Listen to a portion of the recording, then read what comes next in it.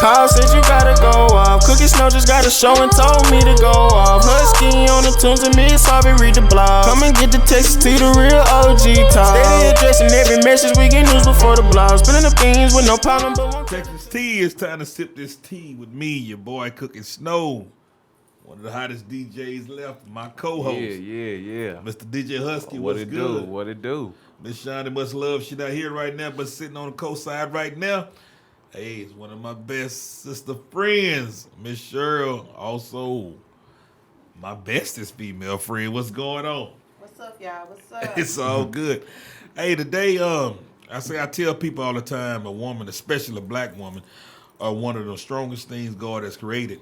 Yeah, we are men go through things. That's true. We go through a lot. But some things while women go through and endure is unbearable. Speaking of unbearable, our topic tonight is on something that's truly serious and has impacted more people, families, especially the black community, than most are aware of. Tonight, the topic is sexual assault. We truly thank our guests tonight for the courage to talk to us about what's going on and tell their true stories in hopes and efforts that it heals another. Because like Maya Angelou, a former sexual assault victim herself said, there's no greater agony than bearing the untold story inside of you. Gwinnett Collins and Miss Jessica Veazey, thank y'all for joining the Texas Tea Show. Thank you for having us. Lovely young ladies, I truly appreciate y'all, as well as the other hosts, appreciate y'all have been on the show.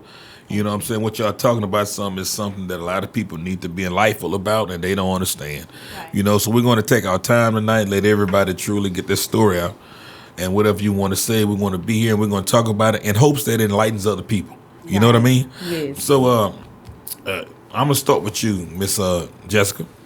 Okay. What story do you have to tell? Well, hey, everybody. I'm Jessica Veazey. I'm from Galveston, Texas. Born and raised.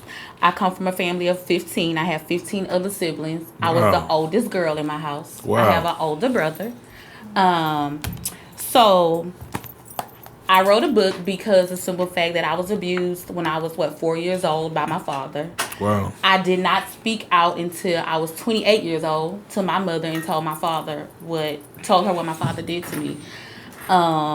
I reached out to my father when I was 32 years old, and I'm now 34 years old. Oh, wow. What made me tell my story and reach out about my story is because I got tired of waking up every day of my life beating myself up for the things that other people had done to me. And when you say beat yourself up, exactly what? Feeling like I had done something wrong. Okay, like, well, Jessica, you didn't deserve this. Why did your mother do this to you? Why did your mama used to beat you with ironing cords? Why did your mom allow you to raise your sisters and brothers and didn't allow you to be a child? You know, like, I deserve to have what other kids had. Right. I was that child. My friends was outside playing. I'm inside watching my brothers and sisters cooking and cleaning, and I got you. I was that child, you know.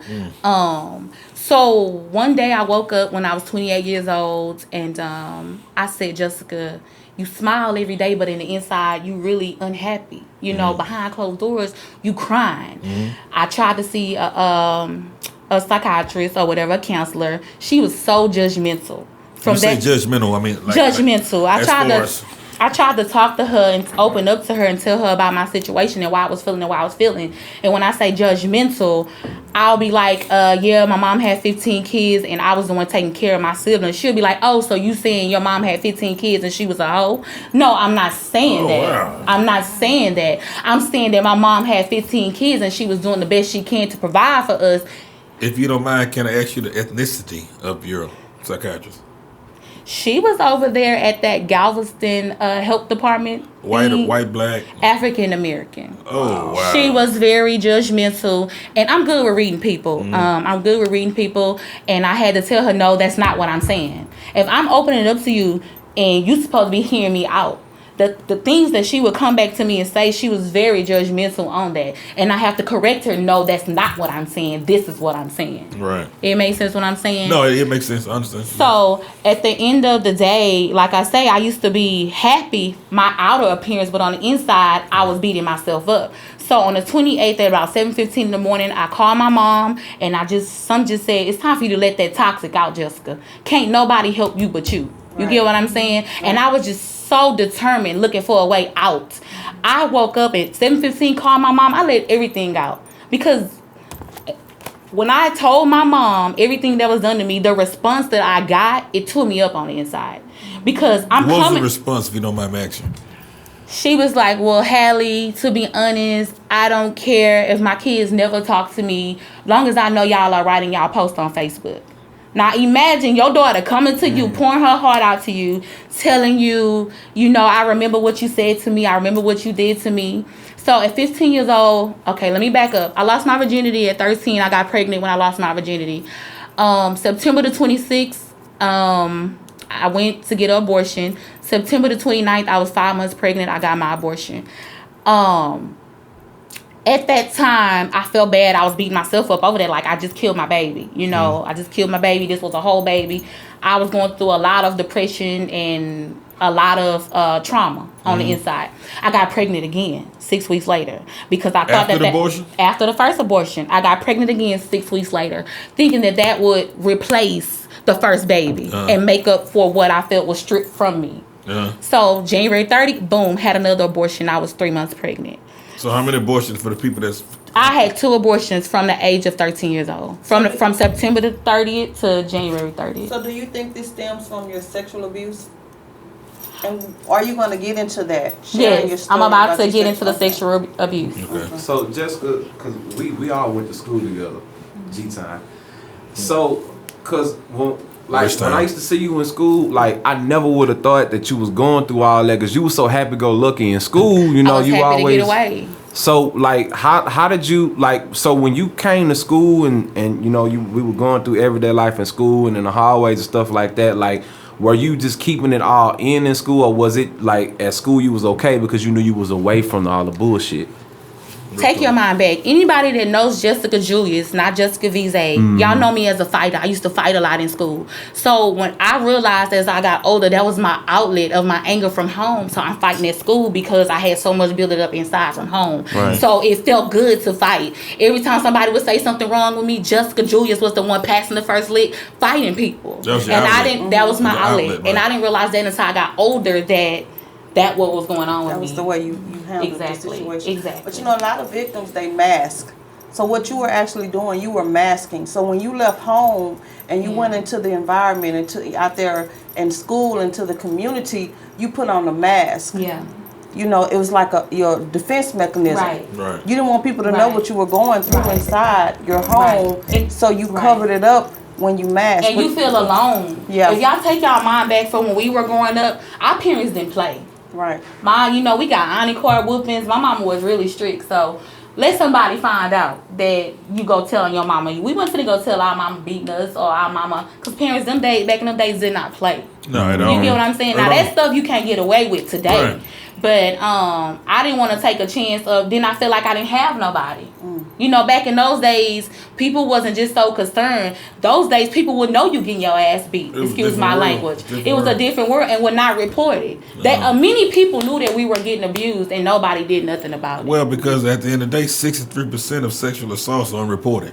Right. And and that's just the number they give us. We don't know how dominant and true that number really is. You know what I mean? Right. The ones that don't even admit it. Right. And that's important too, because what happened with me, I was not the first person that my dad molested. Of course. Right. And what's hurtful to me is that if families want to sweep things under the rug, you would have saved me. So I say to y'all today, if you are getting molested, that's the first way to healing. That's your first step to healing, by speaking out, for one. For two, you helping somebody else and saving somebody else. And that's why I wrote these 2 books on abuse. Let's talk about them books. Okay, so this book is about, it's not so much about what you've been through. You can go through hell, but don't let that determine where you're going. Yeah. You looking at a woman right here that's been molested at 4 years old. I survived suicide at age 15. I used to get beat by ironing cords. I didn't been through the 9 yards. You get what I'm saying? Wow. When I committed suicide at age 15, I woke up on Easter. Well, I got out. Let's go back because this is something we ain't touch. You tried to commit suicide? I tried to commit suicide. That's what I was getting on my way to after the abortion. Oh, okay. So let's see. What was going on? What's the I want to know the pre's before that and the aftermath. What was going on in your mind before that? What happened to just make you get to that point? Because some people talk about the word postal. Postal only means that you've dealt with so much that now at this time you've snapped. So I want to talk about what was leading you to that. So what led me to that was I feel like I had too many responsibilities on me as a child. And not only I tried to bury what my dad did to me my whole life, but then these memories keep coming up and kept coming up. And I'm the one of my dad's kids that I've always been there for my dad. So every time I seen my dad, it kept bringing memories back. Yeah. I always felt unloved and unwanted as a child. And my dad was the one who gave me that love and affection, believe it or not, to say that he molested me. So I love my dad to death. You know what I'm saying? So when a child is not feeling that love and affection at home, you're going to reach out to whoever giving you that attention and showing you that affection. And that was my dad. Okay. So at the end of the day, I didn't have nobody. My mom never told me she loved me. I'm actually 34. I've never heard my mom say she loved me. My mom never said she was proud of me. I'm just like, you get what I'm saying? So what led up to that suicide was feeling lost and alone. Feeling like nobody understand you. Feeling like, Lord, I deserve better than this, Jesus. Why am I going through this? Crying your heart out every night before you close your eyes saying, God, take me. I don't deserve this. Lord, why this? Why that? Why am I getting my ass whooped for not doing something right to your kids and it's not my responsibility? Why did you kill my baby and you were pregnant at the same time that I was, the same amount of months as I was? Like, all of that stems to my life not worth living anymore. Wow. You get what I'm saying? At 15. But you do know that you're a testimony, not a failure. You know. Oh, no, baby. I'm up here now. God has elevated me now. But I'm talking about this to give people hope, to let them know it does. And that's what I want you on the show I use my hurt as my strength. Right. What I needed these people to know, the reason I wrote this book, first of all, when I came to you people, you had no compassion, no remorse for what you did. Nobody apologized. Right. I needed these people to know you did not get away with what you did to me. In the midst of it, it's helping somebody else. And guess what? I'm healed from that. I feel like a weight was lifted off of my life when I spoke out. And that's what it's about. You get what I'm saying? Yeah. So my mom, I haven't talked to my mom since this book came out. How long is that? My book came out a year. I haven't spoken to my mom almost 2 years. Oh, wow. So it's bigger than my mother at this point. Yeah. You get what I'm trying to say? Exactly what you're saying. It's bigger than my mother at this point. And God is good, you know. So when I tried to kill myself, I was in a coma a week. I woke up on Easter. I'll never forget it. I knew then that God had a purpose for me. I knew that if I didn't have a purpose, I would have died. And I'm a dreamer. This lady used to come comfort me in my dreams. You get what I'm saying? When I used to cry my heart out and listen to my Kirk Franklin, it was a lady. A lady that came comfort you in your dreams. It was a lady coming to me in my dreams, talking to me. It's like, okay, so when we dream, our spirit is still awake. You get what I'm saying? So she used to talk. I know I'm asleep. I done had several dreams. One of them is in this book where God came and spoke in a dream. Okay? And what book is that? The second book, Before the Sunshine, Finding Your Purpose on Earth. Make sure y'all support that. It's a beautiful thing. Right. So I'm gonna tell y'all a secret. These books are not just to help people; they actually helped me. Of course, of course, right? Of course. I learned myself through these books, and I wrote them because I'm hoping that they'll help somebody else. So these my babies, you know. But I don't feel no type of way about anybody. My mom called me today. I'm going to be there. Of course. But I need them to understand that I have grown so much that I love me more now. Right. Exactly. I had to realize through my abusive situations that I allow people to hurt me. But what it's called? It's called your growing tool. You know what I'm saying? God gives us certain things as a growing tool because we can't understand, and He has infinite wisdom. You know, we don't have infinite wisdom. We can't understand what's going on in our mediocre minds. So things that happen, where He put things in place to us to understand what's really going on. And now you're starting to see what your path really is, right? You know what I'm saying? Because we're not really here to try to fully understand what our path. I mean, what's the analogy of this? So you tell God you're playing, what happens? You know what I'm saying? So it's laughter. So at the end of the day, Well, that's just amazing. I mean, the things that y'all going through, and this happens so much predominantly in our black community. Yes. And I'm not gonna say black every community, but we speak on black communities. I understand it. Is that it's so predominant, and so many times these stories aren't told. Yes. You know what I'm saying? And we just go. I mean, we go with Uncle Leroy doing this. We go with cousin Theodis doing this. But at the end of the day, it's still wrong. Yes. At the end of the day. Yes, it's still you know wrong. What I'm saying? And people, what people don't understand is, if you don't speak out, he's gonna do it again, and then what? You ruining the next person's life. It's a system. It's like a chain reaction. It's like stop it before it gets started. And statistics show only 1 out of 15 people talk about it. Mm-hmm. You know what I'm saying? And they can't wonder why they depressed. That's why it is. Miss Gwinnett, not to leave you out. I know that you have no. I mean, we're here to talk. We're not here about commercial spots. We're not here about breaking. Yes. Well, I mean, we're here about letting the people understand if something is serious that's going on, a detrimental that's going on. Is this we need to talk about? We need to speak about. Let people know it's okay to talk about it. Yes. You know what I mean? Because in the black community, we don't talk about this enough. You know what I mean? So, Miss Gwinnett, I mean, I just appreciate you being here. Everybody here appreciate you being here. If you don't mind, can we hear your story? Sure. So I too was a victim of sexual abuse. I was also abused by my dad. Oh, wow. My mom was battling addiction when I was younger, probably when I was 5 or 6. Okay. My dad came down and took me from Galveston and moved me with him to Tacoma, Washington.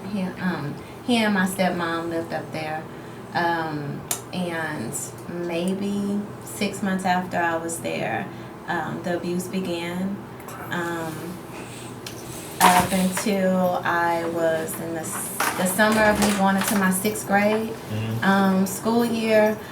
I had a cousin. My dad's niece came down from Michigan for the summer to work. She was out of college.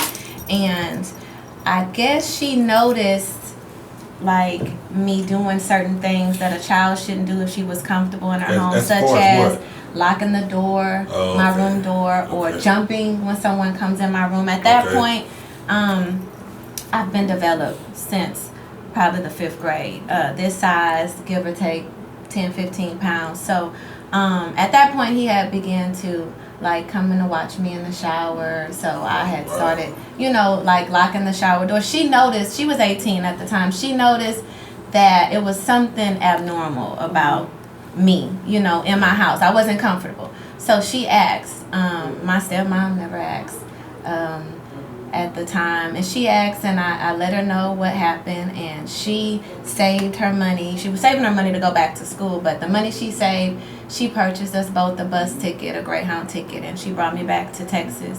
Wow. We went to my dad's mom's house initially, and she's gone today, but she brought me in her room and she kept apologizing, my grandmother on my dad's side, and I wasn't sure why, and she explained to me because he had also, as a teenager, touched on his younger siblings, and they never got him help for it.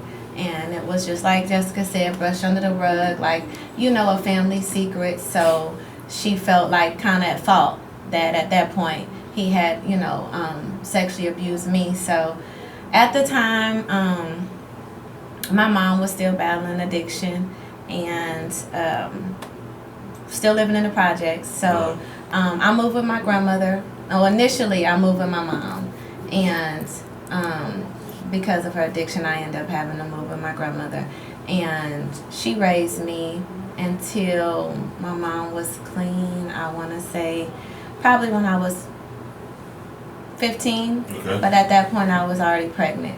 What the addiction did to me was so when I came from Tacoma, Washington to Galveston, Texas, to the project in Galveston, Texas. So I was literally what they would say a white girl in the hood. Like I was green. Like I didn't know, you couldn't contest. Yes. I didn't know any slang. I didn't know what I called a soda pop. I didn't know what a gal meant. I didn't know anything. Yes. So basically fresh meat to, with the long pretty ponytails. Yeah. guys who prey upon young women. At the same time, I was also in a dark, broken place. Because just like with Jessica, my dad was like, especially when he came, got me out the project and brought me to the suburbs and to come watch, and he was like my Superman. So, that's something you have to really battle with. Like, that's the guy who's supposed to protect you from the boogeyman, and he ended up being the boogeyman. He sets the tone for how guys should treat you or what you should accept, and he basically showed me the total opposite. So for years, what I did, because I never spoke about it, I bottled it in, which is horrible, which is something you shouldn't do. But as a child, you don't know, as she said, my mom was, still battling addiction, and my grandmother was older, and I was just like too embarrassed to tell friends. So my thing was, whenever I felt or I thought about something he did to me, I would just like have a date, with a guy. Nothing. Normally it was older guys, so on their behalf, it was them basically taking advantage of me because I'm a young child. Right. I'm inexperienced. I'm hurting. So when you say older, what's the age? If I was 15, 14, they were like 18 to 21. Okay, I got you. Okay. Legal, Right. And so it wasn't until I had my son. My mom was sober by the grace of God a year before I had my son, so she has been there to help me with my kids since. But it wasn't until I began to have children of my own that they're the ones who saved me from me basically abusing myself or not being able to pull myself out of a dark spot, basically being hurt and hurting people, because my dad set the tone for me where a guy or whoever was going to get me, so I may as well get them before it happened. Right. And so, my children and being open with myself, developing and strengthening my relationship with God is what helped me be able to bring myself to where I am today. Where you're right now. Yes, and to be able to speak out. Like, I speak to my friends openly about it. It's therapeutic for me. I have to tell myself, and I wish other people would think about the fact that it's not our burden to carry. Exactly. Right. But as a child or as someone who's just balling in, you think that, it took a while for me to. I've heard, you're so pretty. I've heard that for years. Yeah. But it took a while for me to know that on my own. And I'm still growing to learn that because I feel like my dad stripped my confidence from me. You know what I'm saying? He did. So, rather than he was supposed to put more in me. Build your confidence. Yes. So regardless of what I heard everybody said, I didn't think for a while I was anything. You know what I'm saying? And then it showed in my actions. Right. So, that's my main reason. That I also, and I'm sorry about hearing about the therapist. I see a therapist every Wednesday, and she's not judgmental. She's Hispanic. She's not judgmental. I see her because I want to, at this point, learn how to, because with guys, at this point, it's like they're guilty to proven innocent. Right, so I understand that. People wonder why, why you're single, and that's the reason why it's hard for me to trust, right? Well, and I can also say that during my enduring of life has been at the age I am. Of course, I'm not going to say the age, but being at the age I am right now is that during my endurance of relationships, of dealing with just black women, I've noticed that a high.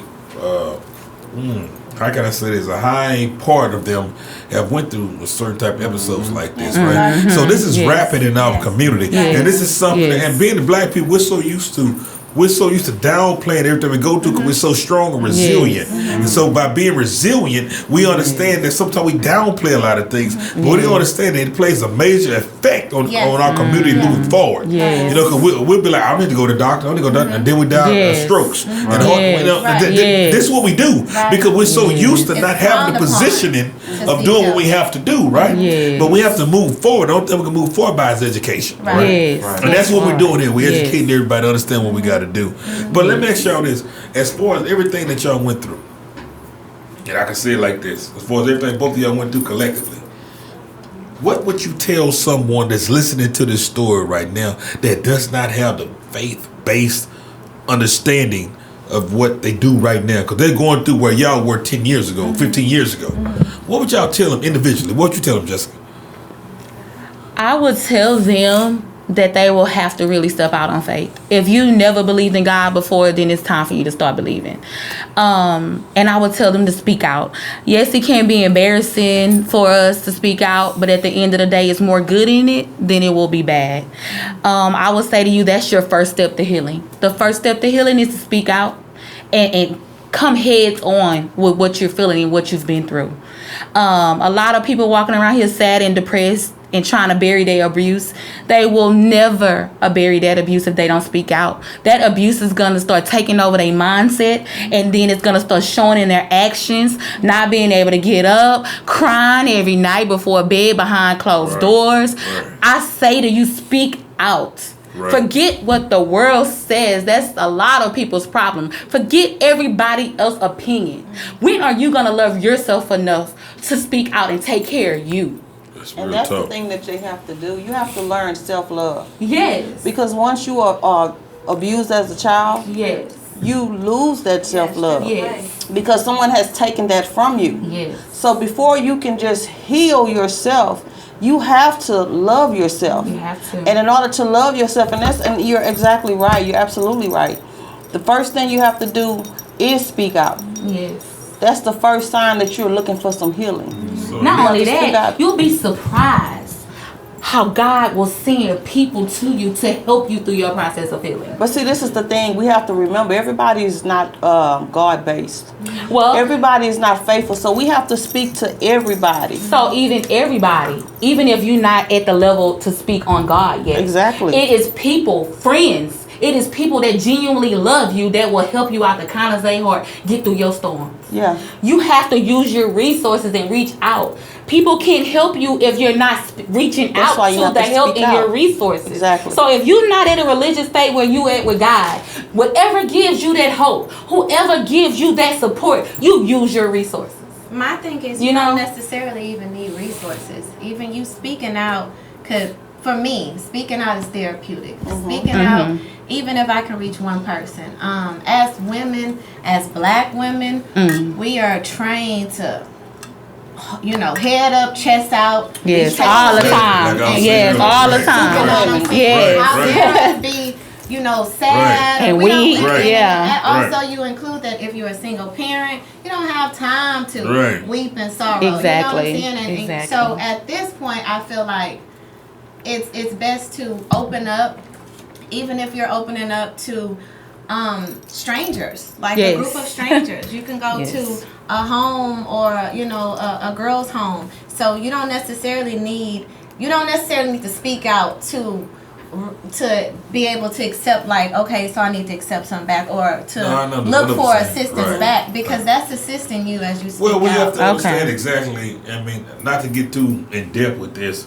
or with everything, because everybody got different beliefs, what they believe in. I know what I believe in, right? So at the end of the day, it's about, you have to understand that sometimes you're put here not to be the success, you're put here to be the reason why the success successes. It doesn't make sense. So sometimes, at the end of the day, while you're doing what you're doing, it's other people that's reaching out, that's put here that's going to reach a higher level than you are.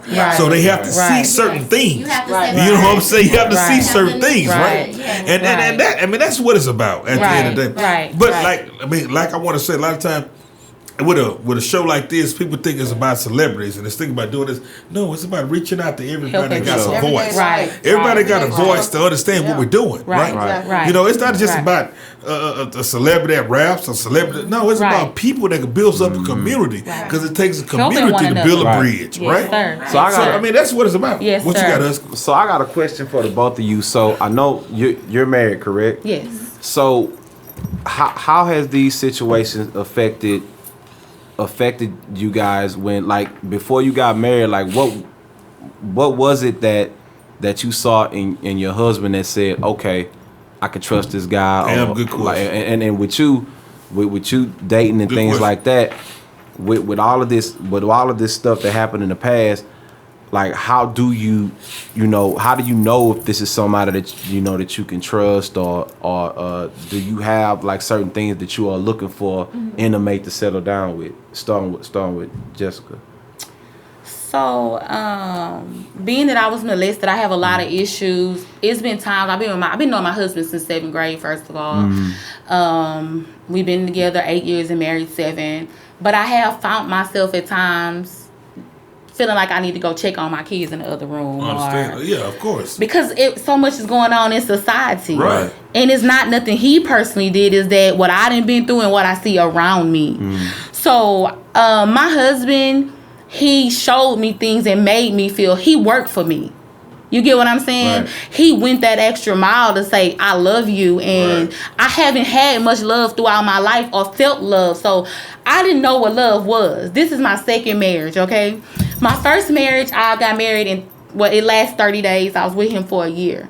I thought that was love because of the things that he was doing for me. Because that's how I was brought up. My mama used to buy for us a lot. Right. But there was no affection involved. Right. So when I met my husband, and being that I knew him since 7th grade, he gave so much of that to me. Right.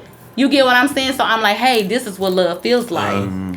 So that's how I knew he was the one. He was giving me something that I had never had before. As far as love and affection, and showing me with action that, hey, I love you, you know? For sure. So that's how that went. Y'all, it's your girl Maggie Collmore, aka the Hair Magician 409, and owner of Beltress Bundles and Wigs, and I am a proud supporter of the Texas Tea Talk Show. Brushays and Bennett Beauty Supply, the place where you can find all your professional hair care need products and barber supplies and much more. Come check us out at our 2 locations, Brushays at 11902 South Gessner and Bennett's at 13820 Westheimer. We are proud sponsors of the Texas Tea Talk Show. What up, world? This is Steph B. the Barber, owner of Exclusive Cuts, and I'm a proud supporter of the Texas Tea Talk Show. This is Larry Washington at Razor Sharp Barbershop, 1211 1st Street. Come to your proud sponsor of the Texas Tea Talk Show with my homeboy Cookie Snow. Yo, what's good? It's your boy, the one and only John, aka the Food Plug, and I'm a proud member, proud sponsor, and a proud representative of the Texas Tea Talk Show. I am Brandon Jones, owner and operator of B's Teas and More, and I am a proud sponsor of the Texas Tea Talk Show. Hey, what's up? It's Chris Collins, certified massage therapist and owner of Live Well Beauty, Bodywork, and Wellness. I just want to let y'all know I'm rocking with Cookie Snow and a proud supporter of the Texas Tea Talk Show. Stay tuned. It's going to be juicy. Are you an aspiring artist, a business owner, or just want or need to find a way to get your talents and visions heard? Well, let Texas Tea help you get your tea spilled. We offer affordable promotion and commercial packages that will help you get to where you need to be. Contact us on our Facebook, YouTube, or Instagram page at Texas Tea Talk Show. If you don't believe in you, who will? Don't you want your tea sipped? Be sure to like the Facebook page, subscribe to the YouTube channel, and follow the Instagram page at Texas Tea Talk Show. Texas tea, come and sip this tea with me. Tea. Come and sip this tea with me. Texas tea. It's glad that you can. I mean, it's just awesome that you can see that, and this why this show is so immaculate, right? So people can see that no matter what you go through, it's not what you've been through, it's who you choose to be. Right. You know what I'm saying? Everybody go through certain things, and as I keep saying this because it's something that we all have to put a spotlight on. We go through so much stuff in the black community where we hide it. We're so used to being abused. We're so used to saying we can't be victims. We're so used to saying, okay, this is fine. We have to start talking on this so we can start reaching the people that we got to reach. And that's just real talk. You know what I'm saying? I agree. Open and we can't be judgmental. People are so judgmental. They're like, I've been judged all my life. People, so many people don't know what my background is, what I've experienced, what I was going through. At the time, I was probably not being a good friend, not being a good woman, not being good to myself, but hurt people. You know what I'm saying? So that's the realest talk. That's what I was going through. And I didn't have any elder guidance, you know, sister. No, in the background to kind of like wing me in. You know, the guys that I was dealing with, they were more so dealing with me for their benefit. Exactly. As far as to answer your question, Husky, I dealt with, like with guys, I went from my trauma with my dad to my first boyfriend. I had trauma. So I was abused physically from him. And then also, like mentally, I was abused, you know, telling me if I left him with him physically abusing me, if I left him, no one else would love me the way he did. Yeah, that's something. You know, and I'm 15 dealing with How old is he? At the time, he was like 20. So it's a 5 year. So mentally, he was way more mature than I was. On top of the fact, I was green to the hood, basically. You know, I was coming from 6 years living in the suburbs.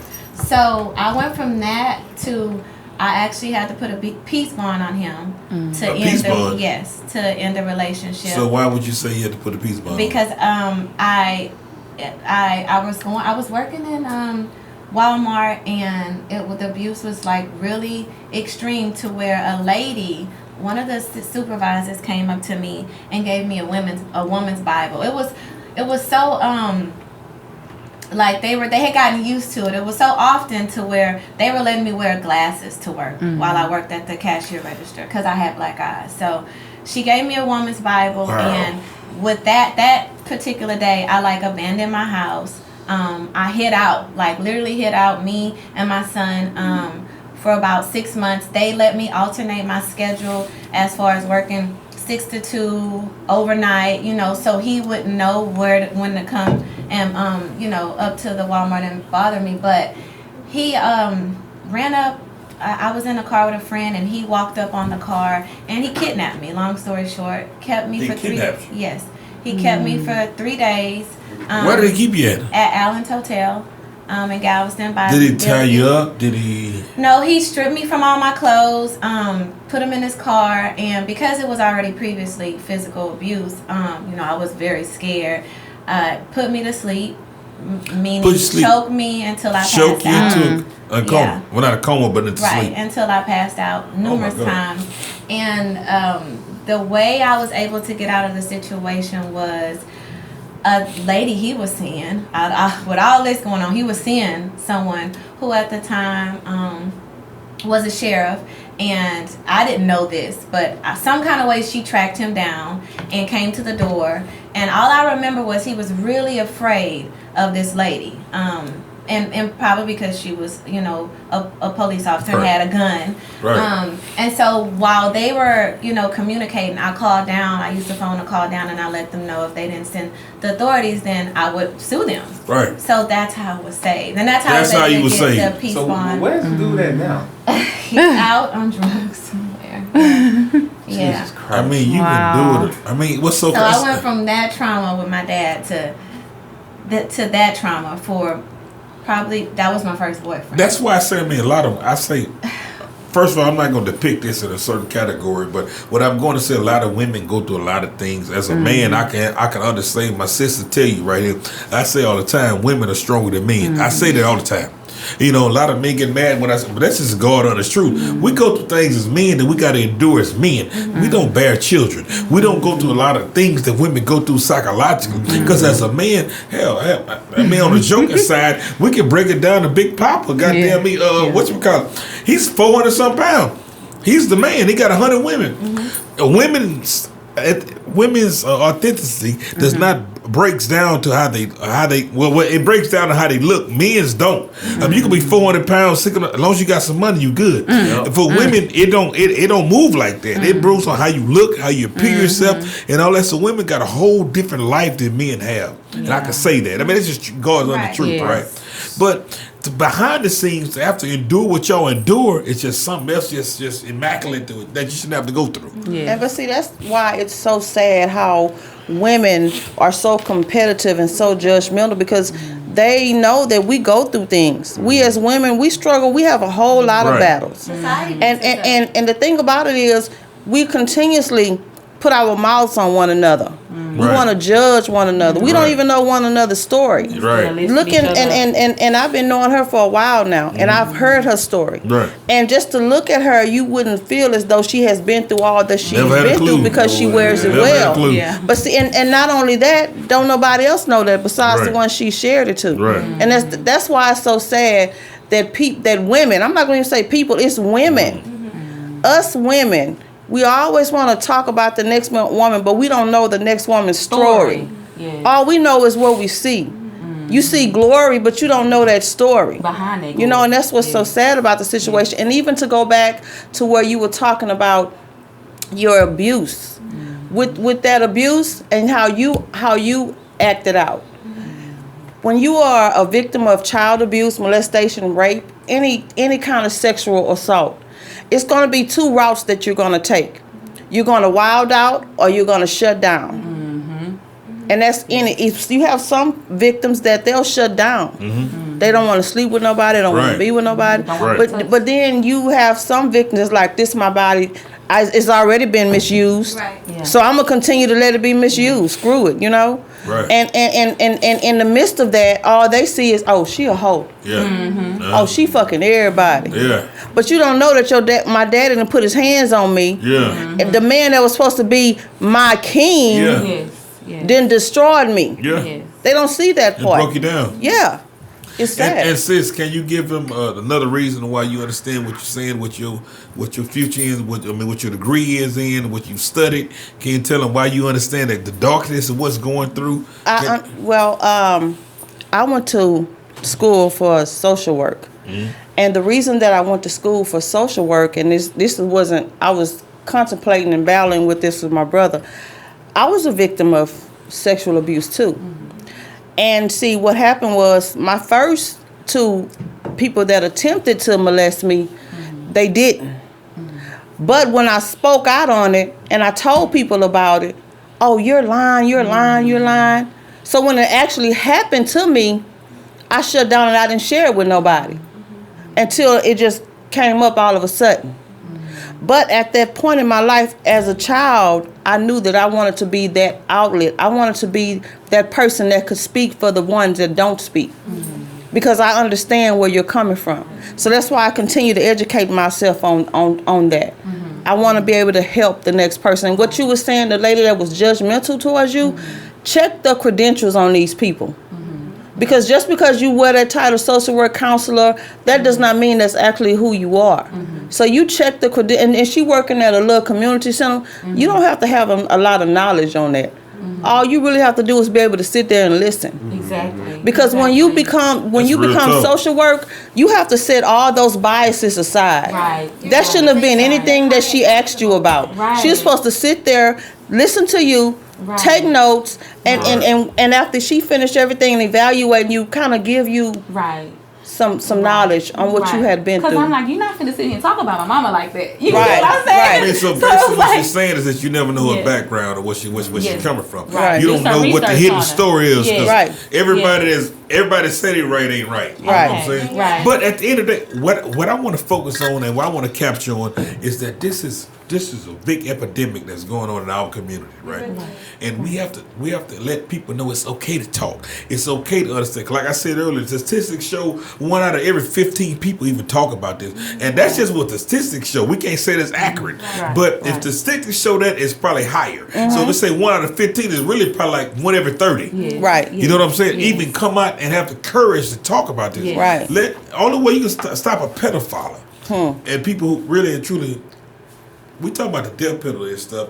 I tell you, in my opinion, the people that be judged with death penalty, people that do something towards young kids that can't control themselves, or older people that can't control themselves. To me, you're dead off the top. So these people that's doing this to these young kids who have formulated a mind to understand what they're dealing with, or people that's going off impressionism and all this type of stuff.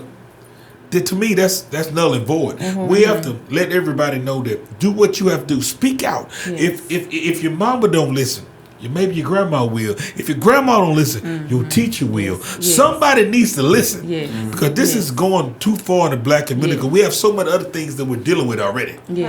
And if we keep dealing with this, it's like we are shooting ourselves in the foot 3 times with 2 guns. You know what I mean? We just can't keep going in the same direction because we got a lot of stuff we're dealing with on the job, just trying to grow. But how can you grow on a job when the boss telling you, hey, do this here? But you think about Uncle Leroy that had done this to you when you're 8. It's just hard. It's hard. You know what I'm saying? So we got to start building ourselves up. We can't keep talking about what happened to the people in 1960. No.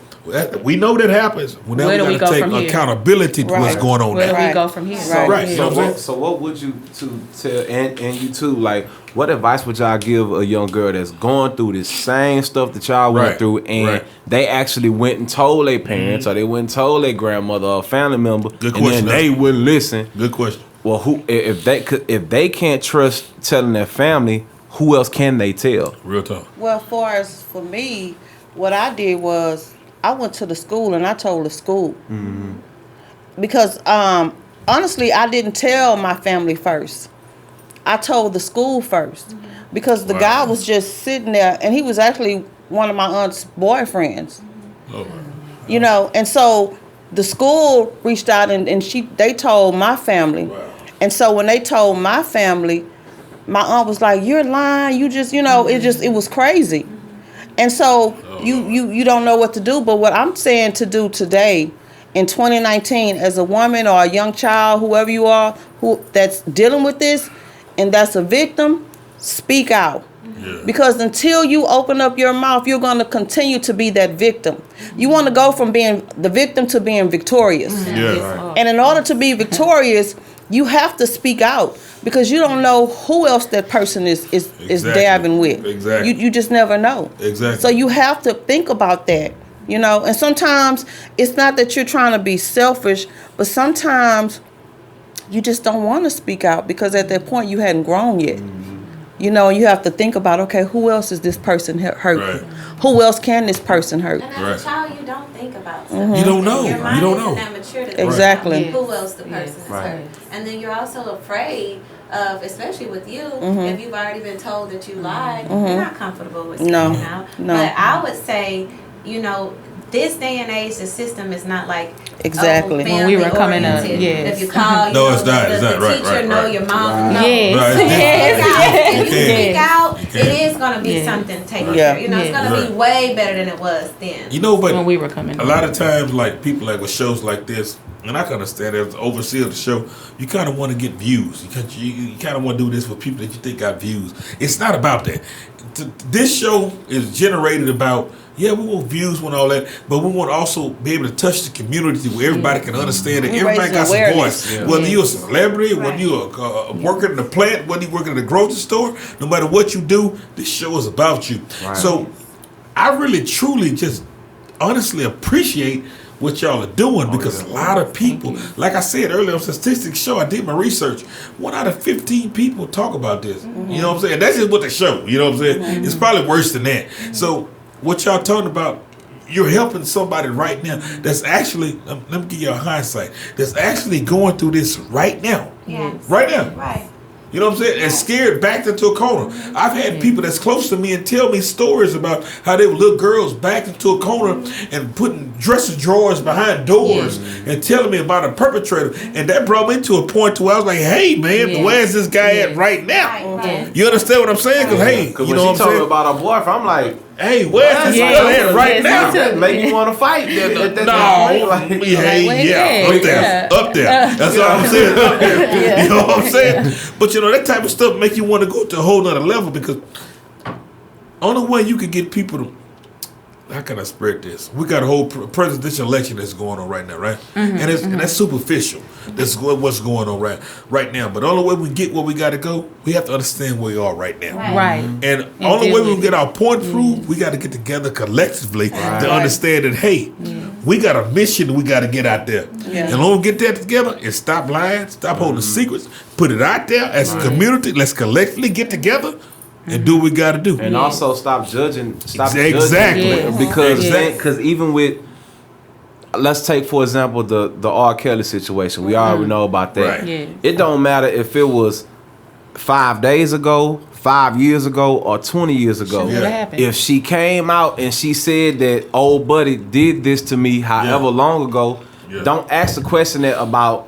well, why you just not saying that now? That's what they She's asked telling me. you. That's how they telling you, asked me. period. Yeah. How long ago it is. That's what they This happened to me when I was a child, and Right. I'm still battling Right. the Right. side effects Exactly. from it now. I'm overprotective with my children. Right. I check on my children at a certain time. Yes. I don't allow guys around my kids. Yes. Like Right. I Yes. date. My kids don't know them unless Right. it's a serious relationship. Right. You know, I don't trust guys. I'm seeking a counselor at 36. You know, right now I'm seeking a counselor to be able to strategically date and be open-minded with a male individual. You know what I'm Yes. saying?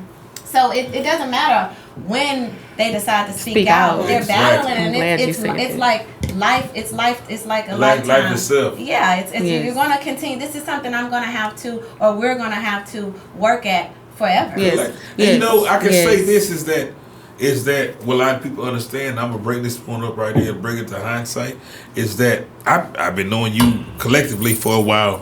You know, just knowing you throughout the scenery, right? And I never would have expected this. You know what I'm saying? But this shows me that there's a lot of people that's enduring this that don't really know how to speak their voice, or a lot of people that's looking at them don't know they're dealing with this. So you can't just judge it off somebody's appearance or how they act. Right.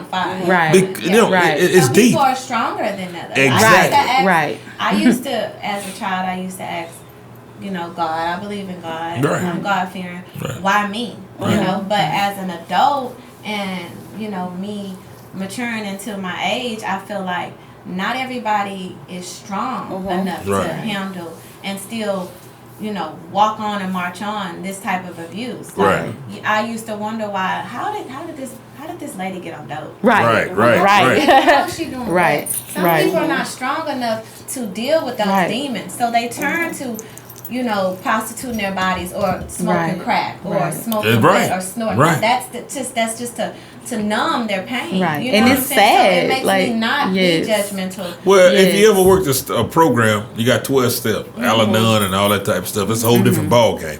And I've been a part of it. So you understand you got 12 step, you got to work. First thing is you got to accept. Acceptance is the first thing. And once you accept it, you can move on. Right. You know what I'm saying? Right. But at the end of the day, the most important thing I want to get out of everybody is that we have to understand that this is rampant amongst the black community. Yes. So now we have to understand that what's our best step to tell somebody, again, like somebody to recap what somebody said, is that what should you tell, what's your focal point to tell somebody that's dealing with this in the black community that might be young, older, whatever else, what is the number one thing they should do? Speak out. Talk That's about the it. key. Let it out. It's nothing else you can say but speak out. Yeah. I want to kind of go back. Yes. Because I want to put a positive impact on fathers. I know that their fathers. Right, of abuse them, course. But I want to say, because I am married, and my father was an excellent father. Right. You know, but he was also, he had his own life going on. Right, So I he wasn't understand. there enough, you know. But he was a great father. Of course. And that's why I can trust my husband around my daughter, because I've slept in the bed with my dad. Right, You know, of course. My dad played with me, and we did everything Right. together, and he loved us. You know, he loved us like we were supposed to be loved. Of course. He never touched us in a way. So every father is not It's like not that. a bad father, right? You know, Of course. So I want to just bring that back, because we do, the black male already has So an X on many, his back, right, you know, right. and that doesn't make it any worse to know that your father is the one that's victimizing you. Exactly. You know, so and on behalf of the Tech Tea Talk Show, that's not what we're trying to say. Right. So I appreciate my sis for saying that. That's totally not what we're trying to say. Right. You know what have I'm some saying? great It's dads just out there. everybody's individually broke down to who they are. Right. You know what I'm saying? And that's what it's about. Our stories, I didn't even know it was her dad. Right. And she didn't know Right. it was mine. And as far as to piggyback on what you said, as far as the male, you know, the black males, they already have it. I feel like if us as women strengthen ourselves, we can in return strengthen the male. And I'm gonna tell you something else even deeper than this. A lot of my OGs gonna look at me crazy. A lot of people gonna say something crazy. Gonna say you ain't talking. You used to live the life that you're talking about right now. I know they gonna say that, but I'm gonna tell you some real shit right now. I'm 44 years old. I hate to put my age on air, but I'm gonna tell you some real shit. At the end of the day, that don't even matter. At the end of the day, what it boils down to.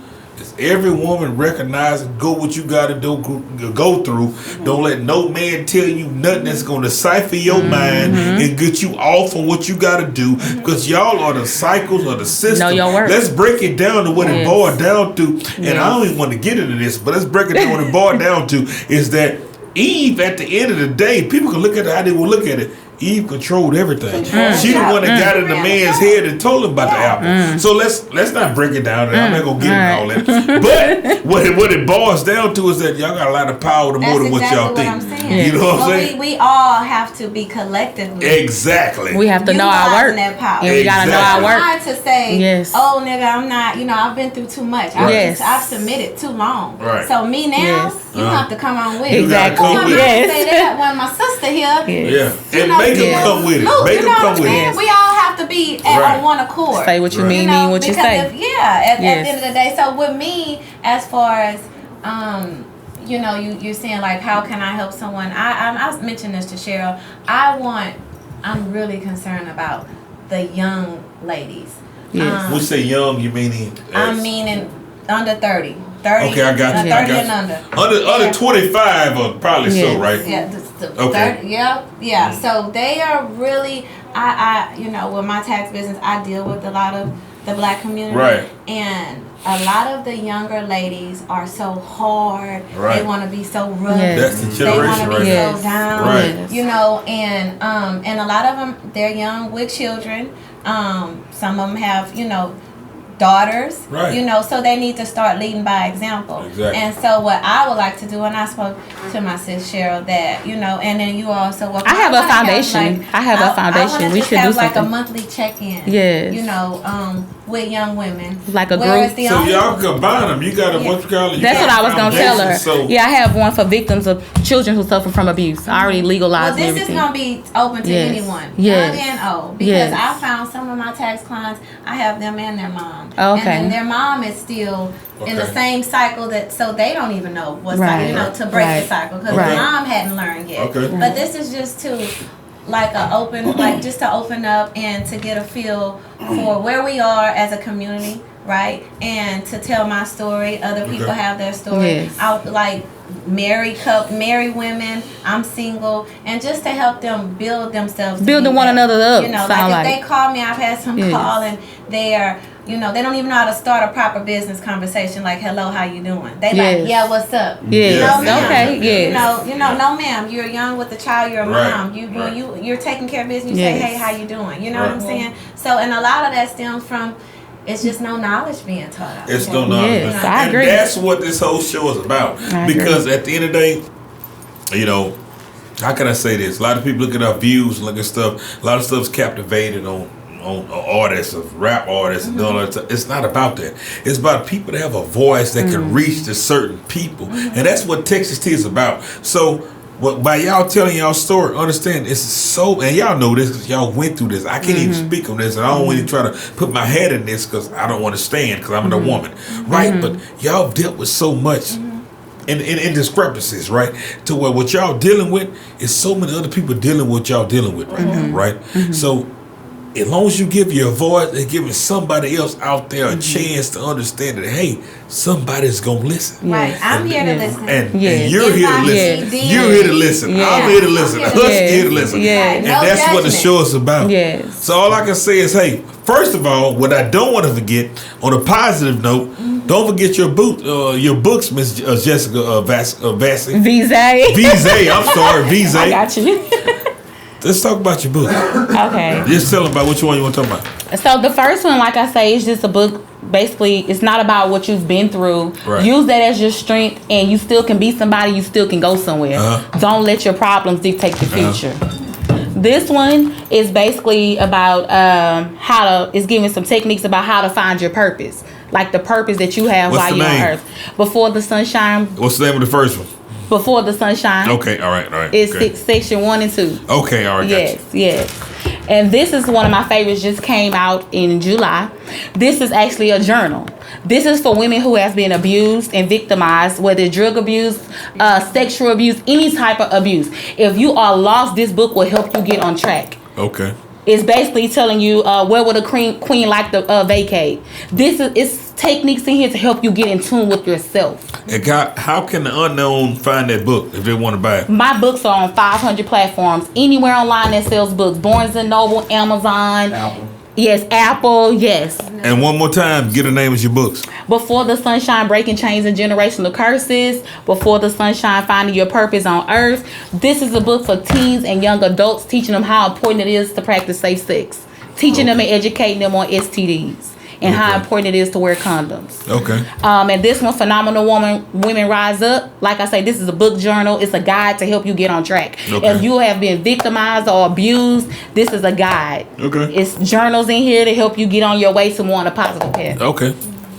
And what I want to say, though, I mean, like me and the rest of the guests that's on the show, not hosts on the show, I should say, is that, hey, what y'all just done is detrimental. What y'all talked about is a topic that we don't talk about. Most people want to talk about what's the hottest urban culture, what's the hottest rap culture, what's hottest, what's going on. What we're talking about is something we got to get together collectively as a black community, right? And we know that. And this show is going to talk on more than just what's hottest for us artists and all the time. We're going to talk about what's detrimental. You know what I'm saying? So all I can tell y'all is I appreciate y'all so much. My other co-host, Husky, appreciates so much. Mother co-host, my sister, Richard. The links to whatever you got going on, and you know, if you have a website or Instagram for your tax services, get us all that to the inbox so we can make sure that we post these links on the page. Right. Because I want you to get some more book sales. I definitely, we need everybody to come get some taxes done. And I'm also hiring. Oh, what are you hiring? What are you hiring? For the tax company. That's what I'm talking about. Hey, Maya Angelou said it best. Listen to what I said at the introduction. You'll see what I'm talking about. Hey, but for real though, you know what I'm saying? Everything that set off bad sometimes end off with the positive. You know what I'm talking about? I appreciate what y'all doing. I appreciate everybody doing what they understanding what we got going on. And let's just say, hey, black communities stick together. Understand education is the most key important thing. You know what I'm saying? I appreciate y'all. Thank God you. love y'all. We love you too. Thank Welcome you. to the Text T Talk Show. It's a beautiful thing. Thank